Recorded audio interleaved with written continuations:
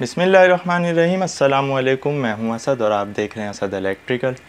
जैसा कि हम डिस्कस कर रहे थे जनरेटर्स के अंदर आने वाले डिफरेंट प्रॉब्लम्स के ऊपर, इलेक्ट्रिकल साइड के प्रॉब्लम्स। तो अब हम बात कर रहे हैं कि लोड शेयरिंग और सिंक्रोनाइजिंग के दौरान जो प्रॉब्लम्स आते हैं, लेकिन उसमें जाने से पहले हमें समझना होगा कि लोड शेयरिंग होती क्या है। जैसा कि आपको याद होगा कि हमने पहले सिंक्रोनाइजिंग की वीडियोस बनाई थी। अगर वो वीडियोस आपने नहीं देखी हैं तो हमारे चैनल पर आपको वो वीडियोस मिल जाएंगी, या फिर हम इस वीडियो के डिस्क्रिप्शन में उन सारी वीडियोस के लिंक दे देंगे। तो पहले आप वो वीडियोस देख लें ताकि पहले आपको सिंक्रोनाइजिंग समझ में आ जाए, उसके बाद फिर आप लोड शेयरिंग की तरफ आ जाएँ। तो बेसिकली सिंक्रोनाइजिंग और लोड शेयरिंग को हम पैरेललिंग ऑफ जनरेटर्स कहते हैं, यानी कि जनरेटर्स को पैरेलल चलाना। तो ये कब चलाना होता है और इसकी ज़रूरत क्यों पड़ती है, उन सारी चीज़ों पर तो हम आगे बात करेंगे। सबसे पहले हम बात करते हैं कि जब भी हम बस बार पर एक चलते हुए जनरेटर के साथ दूसरे जनरेटर को कनेक्ट करेंगे तो उसके लिए हमारे पास कुछ कंडीशंस होती हैं। जैसा कि आप देख सकते हैं कि मसलन G1 जनरेटर 1 जो है हमारा बस बार से कनेक्ट है और बस बार जो है हमारी लोड से कनेक्ट है। अब सारा लोड इस जनरेटर के ऊपर है, इस बस बार के थ्रू। अब हमारा जो लोड है वो इंक्रीज़ होने लगा है इस जनरेटर की कैपेसिटी से। मसलन ये 1 मेगावाट का जनरेटर है और इस पर अगर हम 80 या 90% लोड डालें तो वो 900 किलोवाट बन रहा है। अब मान लेते हैं कि यहाँ पर 1 मेगावाट से एक्सीड करने लगा है लोड, तो अब हमें मज़ीद कैपेसिटी की ज़रूरत है जो कि ये जनरेटर नहीं दे सकता। तो उस सूरत में हमें क्या करना होता है कि दूसरा जनरेटर हमने लगाया हुआ है जो कि इस बस बार से डिस्कनेक्टेड है ब्रेकर की वजह से। तो जब भी हम इस जनरेटर को स्टार्ट करके ब्रेकर क्लोज़ करेंगे तो ये इस बस बार से जनरेटर कनेक्ट हो जाएगा, तो लोड जो है वो कम हो जाएगा, कैपेसिटी हमारे पास ज़्यादा हो जाएगी। लेकिन ये ऐसा नहीं होता कि हमने जनरेटर स्टार्ट किया, ब्रेकर क्लोज़ किया और इस जनरेटर पर लोड आ गया, बल्कि इसका पूरा एक प्रोसीजर है जिसको हम सिंक्रोनाइजिंग कहते हैं। तो सिंक्रोनाइजिंग को हमने यहाँ पर डिफ़ाइन कर दिया शॉर्टली कि जनरेटर के वोल्टेज और हमारी बस बार के वोल्टेज सेम होने चाहिए, जनरेटर की फ्रीक्वेंसी और बस बार की फ्रीक्वेंसी सेम होनी चाहिए, फेस सीक्वेंस दोनों की सेम होनी चाहिए। रेड येलो ब्लू अगर यहाँ पर है तो जनरेटर की भी रेड येलो ब्लू होनी चाहिए। अच्छा, चौथा फेज़ एंगल होता है जिसको हम सेंक्रोस्कोप या dark lamp bright lamp method वगैरह से चेक करते हैं। उस पर हम ऑलरेडी वीडियोस बना चुके हैं। अब हमारा जनरेटर सिंक्रोनाइज हो गया, हमने ब्रेकर को क्लोज़ कर दिया, तो क्या होगा कि यहाँ पर जो लोड था वो कम हो जाएगा, हमारी जो कैपेसिटी है वो ज़्यादा हो जाएगी। तो अब ये दोनों जनरेटर्स जो है वो लोड को शेयर कर लेंगे। शेयर किस तरह करेंगे? मसलन यहाँ पर 1500 किलोवाट लोड चल रहा है, ये जनरेटर जो है वो 1000 किलोवाट के हैं।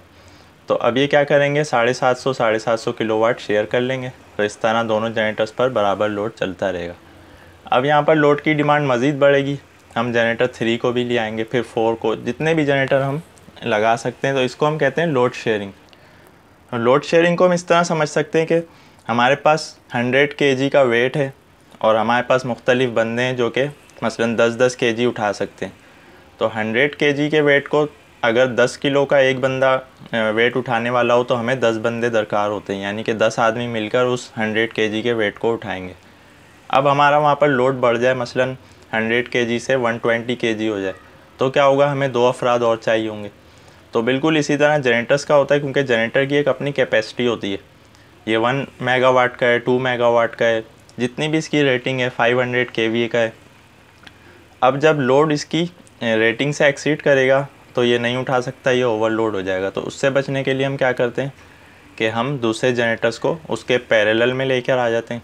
उस पैरेलल में लाने के लिए हमें उस सारे प्रोसेस से गुजरना होता है जिस पे हमने अभी बात की है। अब जब जनरेटर सिंक्रोनाइज हो जाते हैं एक दूसरे के साथ, बस बार के साथ, तो अब हमें इनकी लोड शेयरिंग करनी होती है। तो लोड शेयरिंग को बजाय इसके कि हम किताबी डेफिनेशन पे जाएं, लोड शेयरिंग को हम अपनी ज़बान में आसान करके समझाने की कोशिश करेंगे। तो लोड शेयरिंग की जो डेफिनेशन होगी वो होगी proportional sharing of active power and reactive power between the generators, यानी कि 2 या 2 से ज़्यादा जनरेटर्स। जैसा कि हम जानते हैं कि सिंगल जनरेटर पे कभी भी लोड शेयरिंग का कॉन्सेप्ट नहीं होता है। तो जब भी 2 या 2 से ज़्यादा जनरेटर्स होंगे, जब पैरेलल में आएंगे, तो उसको हम कहेंगे वहाँ पर हमारा सिंक्रोनाइजिंग और लोड शेयरिंग का जो प्रोसेस है वो अप्लाई होगा। तो लोड शेयरिंग का मतलब ये होता है कि proportional sharing of active power and reactive power. जैसा कि हम जानते हैं कि एक्टिव पावर जिसको हम वाट या किलोवाट में लेते हैं, रिएक्टिव पावर जो होती है उसको हम VAR या KVAR में लेते हैं। तो किलोवाट या किलो वोल्ट एम्पेयर रिएक्टिव। तो लोड शेयरिंग का मतलब ये होता है कि दो जनरेटर्स की इस तरह से शेयरिंग की जाए कि उनके जो किलोवाट हैं वो बराबर हों, उनके जो केवीआर हैं वो भी बराबर हों। तो ये बराबर होने के लिए कुछ शराइत होती हैं। ऐसा नहीं हो सकता कि दो मुख्तलिफ़ कैपेसिटी के दो मुख्तलिफ़ रेटिंग के जनरेटर हम शेयर करें तो उनकी जो एक्चुअल पावर और रिएक्टिव पावर है वो बराबर आ जाए। तो इस चीज़ को हमें यानी कि इस पे पूरा उतरने के लिए हमें जो चीज़ें कंसीडर करनी होती हैं वो क्या है। तो लोड शेयरिंग की जो रिकमेंडेशन होती है वो क्या होती है कि आपके जो जनरेटर्स सिंक्रोनाइज होने जा रहे हैं, पैरेलल होने जा रहे हैं, वो सेम कैपेसिटी के हों यानी कि सेम रेटिंग के हों। दूसरा ये कि सेम मैन्युफैक्चरर हो उनका। मसलन हमारे पास एक परकिंस का जनरेटर है जो कि 1250 kVA रेटिंग है उसकी। अब हम सिंक्रोनाइज़ करना चाहते हैं, हमारे पास दो जनरेटर्स हैं, एक परकिंस का ही 1250 kVA यानी कि सेम रेटिंग का जनरेटर है, दूसरा कैटरपिलर का है जो कि 1500 kVA। तो रिकमेंडेशन ये होती है कि हमेशा एक जैसे जनरेटर्स को सिंक्रोनाइज़ किया जाए ताकि उनकी जो लोड शेयरिंग है वो रिकमेंडेशन के मुताबिक हो और उनमें प्रॉब्लम्स का चांस जो है वो बहुत कम हो जाता है। अलबत्ता मजबूरी में हम परकिंस के एक 1250 kVA के जनरेटर को कैट के 1500 kVA के जनरेटर से सिंक्रोनाइज़ तो कर सकते हैं, मगर रिकमेंडेशन ये होती है कि एक जैसे जनरेटर्स को हमेशा सिंक्रोनाइज़ किया जाए ताकि जो उससे रिज़ल्ट मिलना है वो हमें बेटर मिले। अब हम बात कर लेते हैं कि किसी भी जनरेटर्स के दरमियान जब हम लोड शेयरिंग करवाएंगे तो हमें क्या क्या चीज़ें दरकार होती हैं। जैसा कि हम जानते हैं कि हमारा जो एक जनरेटिंग सेट होता है पूरा, उसमें दो चीज़ें मेन होती हैं। एक उसकी स्पीड को कंट्रोल करने वाला सिस्टम जिसको हम स्पीड कंट्रोलर कह रहे हैं या ECM कह रहे हैं या इसको कोई भी नाम दिया जा सकता है। दूसरा इसमें वोल्टेज रेगुलेटर होता है जिसको हम AVR कहते हैं। तो बस ये दो ही चीज़ें हमें चाहिए जनरेटर्स की आपस में लोड शेयरिंग करवाने के लिए।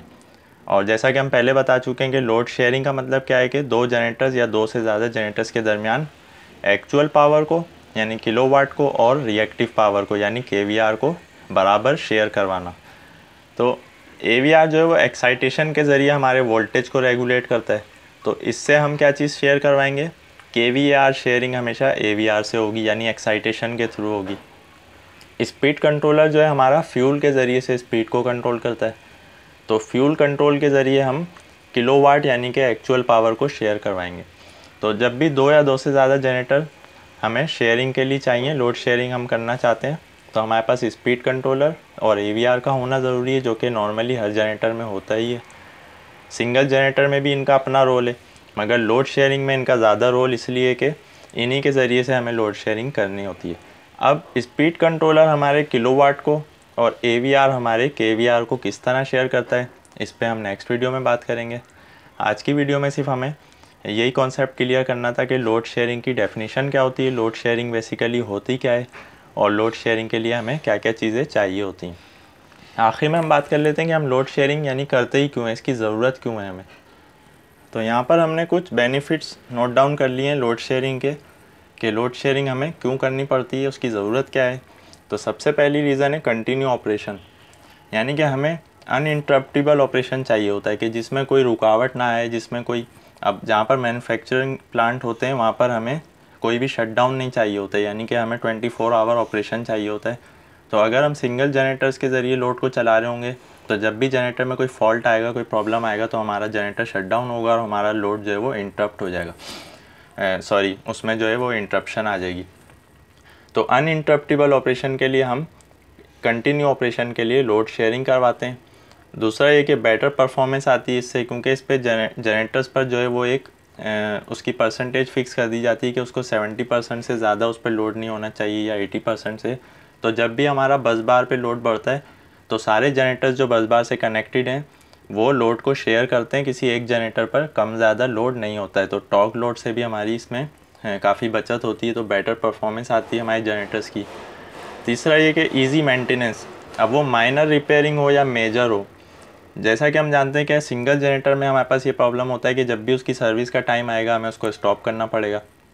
तो यहाँ पर क्या होता है कि 10 जनरेटर अगर हमारी बस बार से कनेक्ट हैं, उनमें से एक की सर्विस आ गई या दो की सर्विस आ गई, तो हम दूसरे जनरेटर्स चलाकर उनको आराम से उसकी मेंटेनेंस कर सकते हैं, उसके लिए हमें टाइम मिल जाता है। चौथा ये है कि इन सारी चीज़ों का नतीजा है रिड्यूस कॉस्ट, यानी कि हमें इसमें फाइनेंशियली जो है बहुत बचत होती है। तो जब ये सारी चीज़ें हमें इस तरह मिलेंगी तो लाजमी सी चीज़ है कि आखिर में आके हमारे पैसों की भी बचत होगी, जो कि बहुत ज़रूरी है। तो फाइनेंशियली हमें जो है वो देखना होता है कि हमें कॉस्टली कौन सा ऑपरेशन पड़ रहा है और जो है इकोनॉमिकल कौन सा पड़ रहा है। तो सारी चीज़ों का नतीजा ये होता है कि जहाँ पर भी हमें पैसे बच रहे होते हैं, हर कंपनी, हर इदारा जो है वो उसी को रिकमेंड करता है कि इसी तरह का ऑपरेशन हमें मिलना चाहिए।